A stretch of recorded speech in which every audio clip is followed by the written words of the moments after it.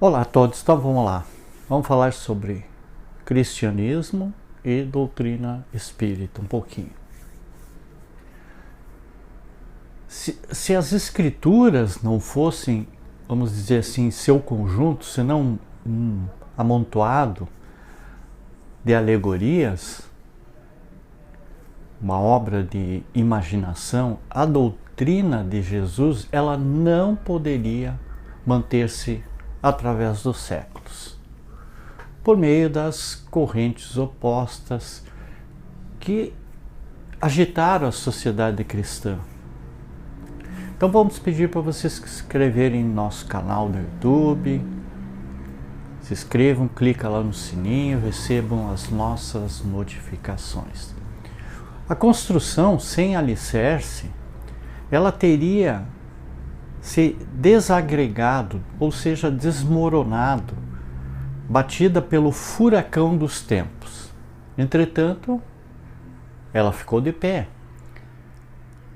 e domina os séculos a despeito das alterações sofridas a respeito de tudo o que os homens fizeram para desfigurá-la, para submergi-la nas vagas de uma interpretação errônea. A crença num mito, ela não teria sido suficiente para inspirar os primeiros cristãos.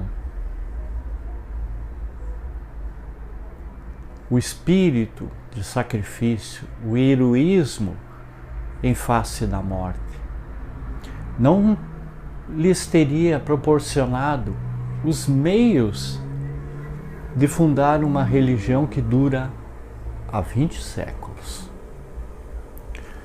Só a verdade pode desafiar a ação do tempo e conservar a sua força, a sua moral, a sua grandeza, não obstante os esforços de um trabalho oculto que procuram arruiná-la.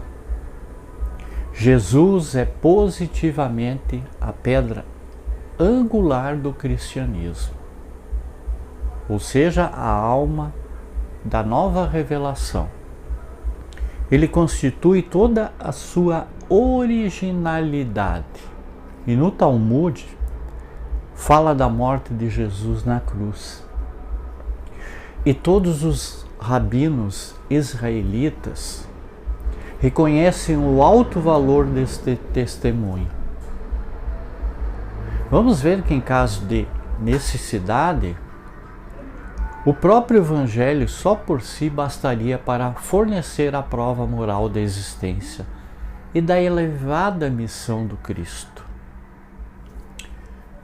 Se numerosos fatos apócrifos nele foram mais tarde introduzidos, se as superstições judaicas ali se encontram sob a forma de narrativa fantasistas e obsoletas teorias, duas coisas nele subsistem, que poderiam ser inventadas e apresentam um caráter de autenticidade que se impõe.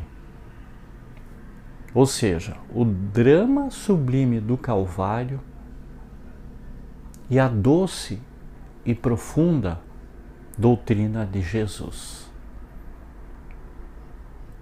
Essa doutrina era simples e clara em seus princípios essenciais. Ela dirigia-se à multidão, sobretudo àqueles deserdados e aos humildes. Tudo nela era feito para mover os corações, para arrebatar as almas até o entusiasmo, iluminando, fortalecendo as consciências. Todavia, ela manifesta os sinais de um ensino oculto. Jesus fala muitas vezes por parábolas, o seu pensamento de ordinário tão luminoso, ele mergulha por vezes em meio à obscuridade. Não se percebe então mais que os vagos contornos de uma grande ideia dissimulada sob o símbolo. E é o que ele próprio explica por estas palavras quando citando Isaías, lá no capítulo 6, no versículo 9, onde ele diz e acrescenta: eu lhes falo por parábolas, porque a vós outros vos é dado conhecer os mistérios do reino dos céus, mas a eles não lhe é concedido. Isso também está em Mateus, no capítulo 13, no versículo 10 e 11.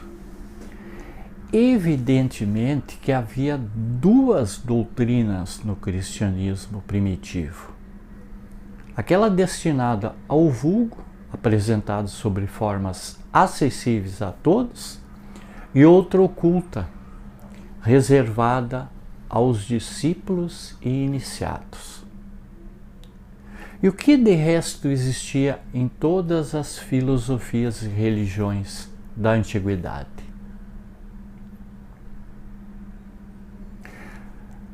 A prova da existência desse ensino secreto, ela se encontra nas palavras já citadas e nas que mencionamos a seguir. Logo, depois da parábola do semeador, que se acha nos 3 evangelhos sinóticos, os discípulos perguntam a Jesus qual é o sentido dessa parábola. E ele lhes responde: a vós, outros, é concedido saber o mistério do reino de Deus, mas aos que são de fora, tudo se lhes propõe em parábolas, para que vendo, vejam, e não vejam, e ouvindo, ouçam, e não entendam. Isso está em Marcos, capítulo 4, versículo 1 e 12, e também em Lucas, no capítulo 8, versículo 10. Então, a doutrina cristã, por outro lado, em seu sentido geral, ela era acessível a todos. E a prova disse ele que o mundo inteiro, pouco falta, está mais familiarizado com essa doutrina que com as opiniões prediletas dos filósofos.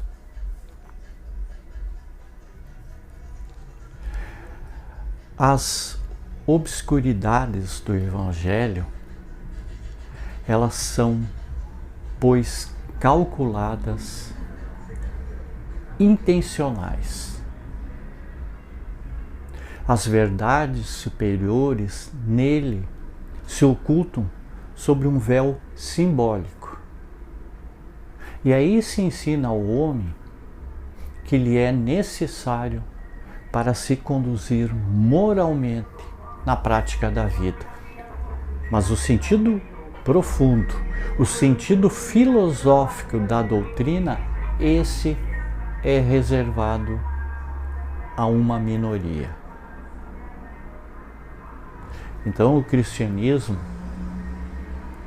com os seus 12 séculos de dores e trevas, ele não foi uma era de felicidade para a raça humana, mas o fim da vida terrestre não é a felicidade, ela é a elevação pelo trabalho, pelo estudo e pelo sofrimento.